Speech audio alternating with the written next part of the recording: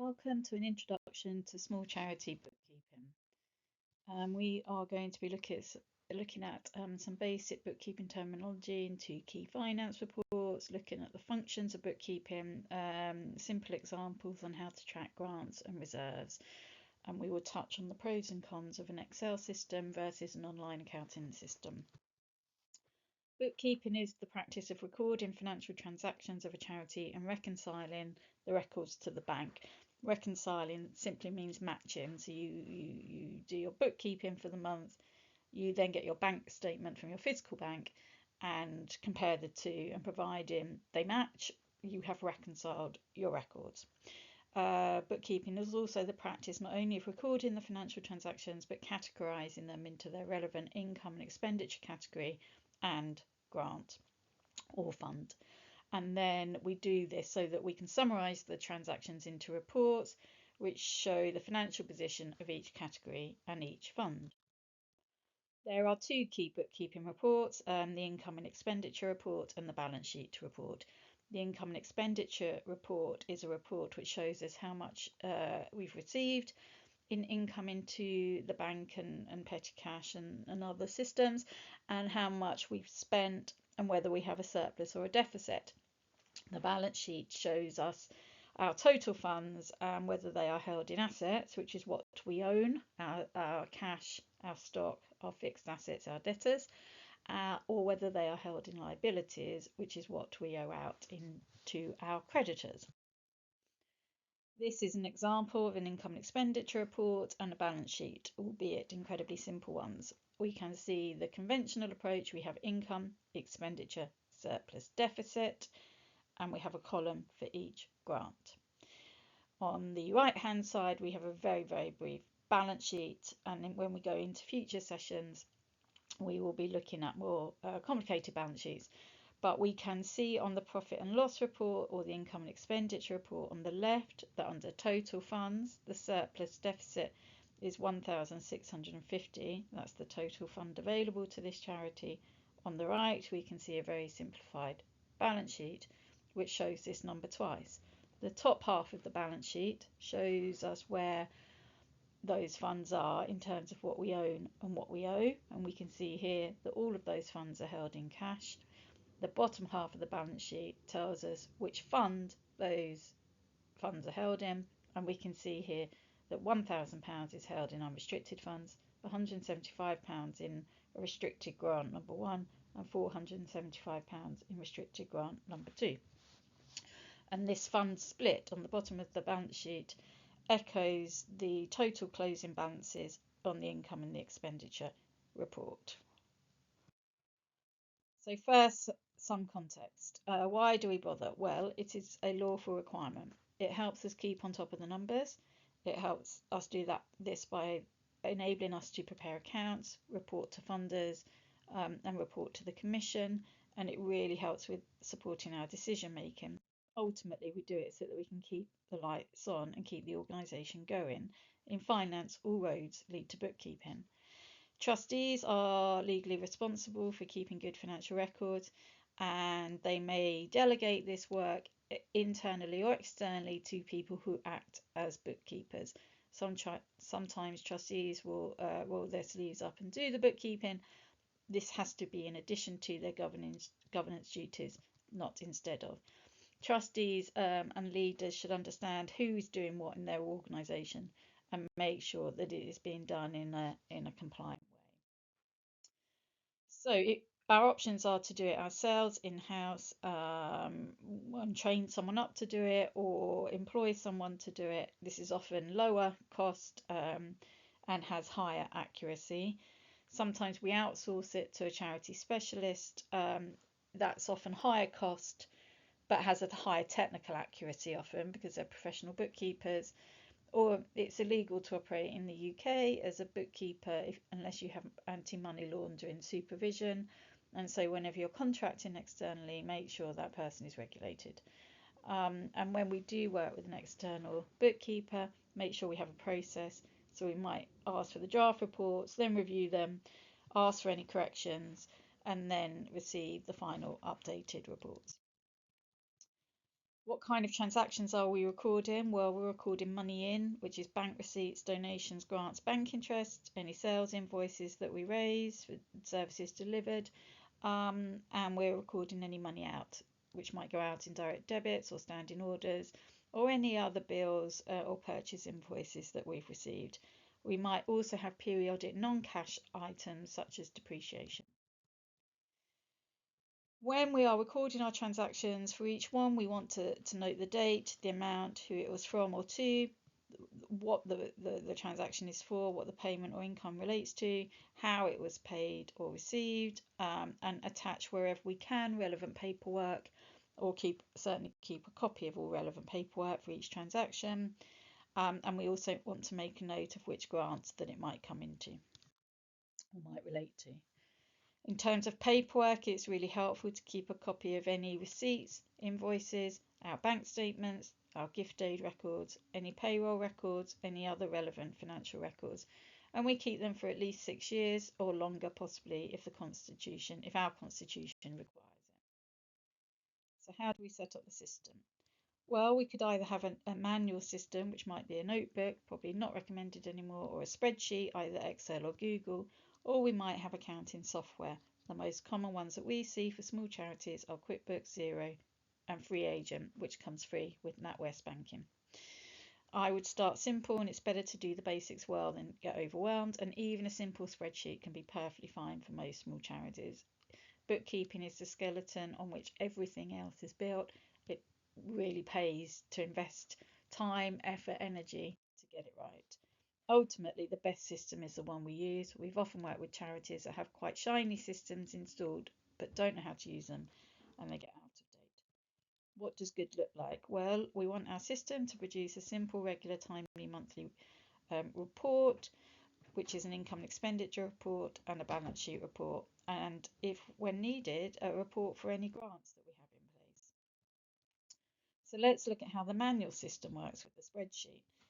Well, there's a set format, and it's called a cash book. We have to customize the spreadsheet, and then we download our banking transactions and enter them onto the spreadsheet, and then we reconcile the spreadsheet with the bank balance from our statement, and make sure we've got a paper trail for each transaction. We want to make sure that our cash book has a summary somewhere of the total income and total expenditure per category, so that we can prepare our reports easily. When we're recording grants, our bookkeeping system needs to be able to track income and expenditure on grants and unrestricted funds. Some direct costs can be allocated in full to one grant. Some are shared across grants. Any costs that are not covered by grant need to come out of unrestricted income or reserves. This is an example bank balance with 4 or 5 transactions. We're now going to look at how these might be entered onto a manual Excel cash book. This is an example of a cash book. There are 2 sides. One side on the left is where we enter and record the transactions. The other side on the right is where we categorize the transactions into the relevant income and expenditure code and relevant grant. The 2 sides need to balance.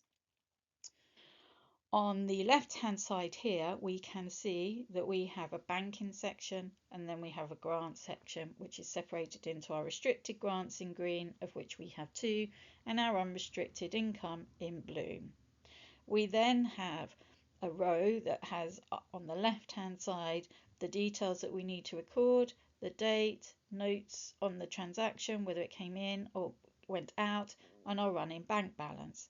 We then have a column called Rec, which means that we have reconciled it to the bank account. On the right-hand side, we have income and expenditure categories for each grant. Income, expenditure on salaries, expenditure on overheads, expenditure on projects, and we also have the same columns for our unrestricted funds. The next row down after that is our total. This summarises on the left-hand side all of the income that's come out, and we can see there is £2,000 that has come into our organisation, and all the income that's gone out, and we can see there's £350 that has gone out of our organisation's bank account. On the right-hand side, we can see these same transactions summarised again according to which grant and expenditure and income account they relate to. We then have the transactions. We have an opening bank balance of 0. Then on the 2nd of April, we received a grant from the National Lottery Community Fund, say, of £1,000. Our bank balance went up to £1,000. We check this against the bank statement. It reconciles. It's the same. It should be there. We type OK. We then allocate that grant to the relevant, that income line to the relevant grant. We are going to assume in this example that that £1,000 represents 2 grants from the National Lottery Community Fund for 2 different projects, which is why, in order to illustrate how to split income across various income codes. We put £500 in Restricted Grant 1 and £500 in Restricted Grant 2. Our checking column on the far right is 0. This means that everything that has come in has been coded. Our next line, on the 2nd of April, we received a donation of £1,000. It was the first of 2 donations. Our bank balance went up to £2,000. We checked it against the bank statement. That was correct. We allocate that. We know that's for an unrestricted donation, so we put it in our unrestricted income code. On the 3rd of April, we paid rent of £250, and we allocate that to Grant 1, which has got a provision in its application budget, in the grant budget, to cover rent. Our salary costs of £50 on the 4th of April also relate to Grant 1. On the 6th of April, we had project costs of £50. Half of this relates to Grant 1 and half relates to Grant 2, and so we split that cost into the 2 columns. And so on and so on and so on. Once we've allocated all of our income and expenditure and reconciled it, we can then look at our totals and at the end of the month produce a really simple income and expenditure report. The totals are taken from the total row that we've just looked at, and we might copy them as above in the top left, where we summarise the total that has come in and has gone out for each grant. In this organisation, £2,000 has come in the pink column, and £350 has gone out in the pink column overall. Our total funds left for the whole organisation are £1,650. And now we can see the breakdown into the green restricted grants and the blue unrestricted column. We want all of our financial reporting to be words, pictures and numbers, and so we also have a very brief summary that explains what has come in and what has gone out. We also have a statement saying that the reconciled bank balance is £1,650, and this gives us assurance or confidence that the records are correct because we know they've been reconciled to the bank. What we are aiming for is an income and expenditure report, and the records that we have just looked at will look broadly like this. The upsides of a cash book system, it's fairly simple and intuitive to use if you have Excel or spreadsheet skills. It's free with Google Sheets. It used to be free with Excel. Now there's a low-cost option from Microsoft. It can be easily updated, and it works well for smaller organisations with a simple financial profile. There are limitations. It's really difficult to track many grants in Excel, and it can be difficult to prepare a balance sheet. And when our cash book no longer gives us confidence, it might be time to move to an accounting platform. When we are moving from a cash book to an accounting platform, it's best done at the beginning of the financial year or halfway through the year, but then we backdate all the data to the beginning of the financial year. It is also good practice to run the old and the new system concurrently for 3 months. When we're thinking about what software to choose, there are various options open to small charities. Free software sometimes comes with our banking. For example, NatWest gives us Free Agent. This can be very useful, but it's very limited in functionality and doesn't tend to give the option to track grants. More common software options are lower cost options, including Xero and QuickBooks Online. However, none of these is a recommendation. When we're choosing bookkeeping software, we need to match the software to our charity size and needs. We need to look for a simple interface that feels user-friendly, the ability to track donations and grants, the ability to to create department categories for grants, the ability to integrate with our banks to cut down on data entry, and the ability to export reports easily. There may be other things that we need, including VAT, payroll, etc., etc. When we're setting up our software, we have to choose our package. We then set up the organization details. We put in our organization name, our financial year, and customize invoices, for example. We then customize the chart of accounts and make sure that the income and expenditure categories have the same terminology as in our budget. We then set up a tracking option so that we can allocate all of our income and expenditure to the relevant grant or unrestricted fund. We then connect our bank account. We download the transactions, we start recording them, and we make sure we reconcile to our bank statement regularly to check that it is accurate and rooted in the real world. When we're setting up our account settings, this is what it looks like in QuickBooks. We go in, we toggle on and off all of the different functionality that we use. This is an example of a chart of accounts in QuickBooks. We can see here, it's called chart of accounts. We have the name of the accounts, which at the moment are called dividends, depreciation, sundry income.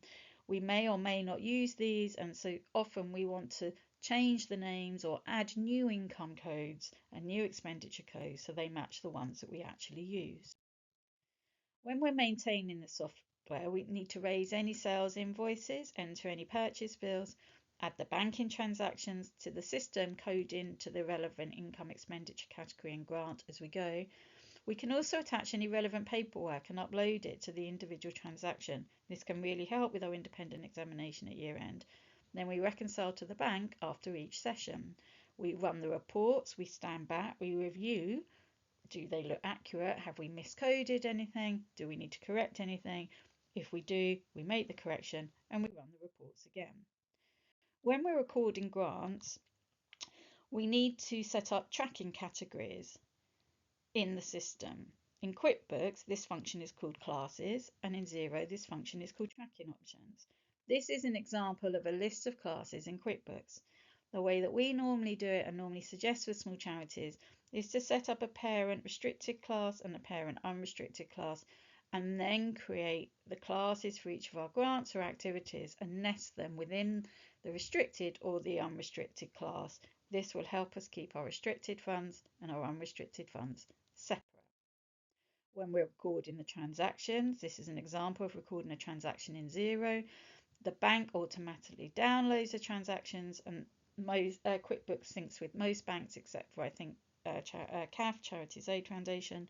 We open up the transaction, and where it says class, we select the relevant class as well as the relevant customer account and add the memo. In the bottom left, there's a link where we can add an attachment, so I could put the invoice for this Amazon purchase. Then I press add, and I have added the transaction to the system. I then need to go and reconcile the transaction. I go to the reconciliation page. I put in the end bank balance.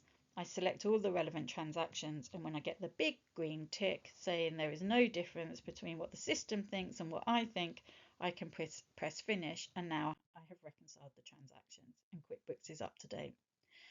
Once reconciled, we will run 2 reports to check the data, a profit and loss, which will tell us how much has come in and how much has gone out, which is also the income and expenditure report, and the balance sheet. This tells us our assets, what we own, and our liabilities, what we owe out. This is an example profit and loss from QuickBooks. As you can see, the restricted, we have reading from left to right. We have the income in the expenditure categories. Then we have a column called restricted, which is 0 because we're not posting to the parent code. We are posting to the relevant subclass, which is our activities, which is mentoring and training. Then we have a total for our restricted funds, 33,843,000 in, 250,000 out, and our operating surplus for the year is 33,593 in restricted funds. Reading on over to the right, we keep our unrestricted columns separate because we don't post to that, but we do post to the sub unrestricted funds, and we have 3: bookkeeping, central costs and consultancy, and then we are given a total for our unrestricted funds.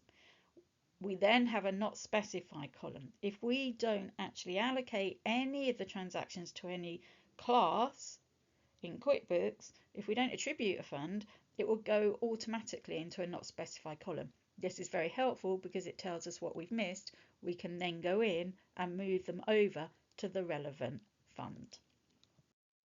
This is an example balance sheet, and we will look at this further when we get to annual accounts. But as you can see at the top, we have assets. Current assets are things that we can access readily within the next 12 months, such as stock, debtors, cash. Fixed assets are tangible that we would need to sell if we wanted to access them. Then we have our liabilities, which is what we owe out. And then in this version, it's called total liabilities and equity. The reason I've included this version is because there doesn't currently exist a system that has the perfect charity terminology. And so we need to understand the terminology in the system and make sure it is relevant for us. And when it's not relevant, that's okay, providing the balance sheet we still understand what the balance sheet is saying. In a charity, it is called funds, not equity. Checking the data. Is the bank reconciled? Is the income and expenditure code categorised to the right code? Is the income and expenditure allocated to the right grant? Do the totals look right? Are there any numbers on the balance sheet we don't understand? Is income higher than expenditure in unrestricted funds? Is grant spend on track? Do we have enough cash? Do we have any debtors? Do we have any creditors? And does this look broadly right? A note on third-party app automation. Xero and QuickBooks often have the capability to sync with other apps such as event booking apps, shop sales apps, etc., website apps, etc., etc. And sometimes they don't sync perfectly, and so another app, a bridging app, is used to link them all up. We are now in the realms of tech. Whenever you're setting them up, make sure they are set up in accordance with accounting principles and that your tech and accounting sync and your accounting has primacy. If you cannot get the tech to work in a way that produces sound accounting, robust accounting reports, I recommend not using the tech. If in doubt, avoid. Do not sacrifice control of the data for speed, or accuracy of the data for speed. I see that happening often. And so to recap, when we're going for an online system, we want to set up the system. We want to record the transactions. We want to keep a paper trail, even if it's digital, and our constitution allows that. We want to reconcile the system. We want to review the reports, which will be version 1, make corrections, finalize the reports, which will be the final version. And we have now closed down the month and can move on to the next month. Closing down the month is highly recommended. It is simply when we say this is a cut-off, any corrections, we're happy with this month, it is reconciled, it is as accurate as we're going to make it, any further corrections will fall into next month. Bookkeeping is an investment, it's not a cost. If we get it right, then it actually supports the reporting and supports the decision making. We need to diarise bookkeeping time weekly and monthly and stick to it. It's important but not urgent, so it often slips and we don't recommend that. That's when it gets into a Gordian knot. Always make sure that you keep a paper trail of all the paperwork. Don't leave it to year end wherever you can. When you're using software, attach the relevant paperwork to the relevant transaction. Make sure you reconcile. Keep rooting it in the real world. It's really easy for a system to have a set of numbers that are entirely different to what's going on at the bank, and you won't get through your independent examination, and you won't be taking decisions based on firm numbers. Always review for accuracy and update it as you go. Once you've closed down the month, move on to the next month and make sure you back up your records. If you need help, there are lots of charity finance specialists out there. We recommend asking for help early, not waiting. Common mistakes that we see is not customizing the charts of accounts adequately, not tracking grants, not reconciling regularly, not checking against the actual bank balance, not deleting unnecessary or duplicate transactions, not reviewing the data, and not using professional support when needed. The big one really is leaving it all to the year end. Little and often makes life so much easier. A good bookkeeping a good bookkeeping system is central to a good finance system, and a good finance system will tell us when we have a problem, but a really good one will buy us time to fix it. And so make sure the system gives you the information that you need. Make sure it is reconciled monthly and is up to date. Make sure it's closed down monthly and you always know what your firm final figures are. And if you take care of your bookkeeping system, it will take care of your charity's finances. It is quite technical, it is regulated. You do sometimes need external help.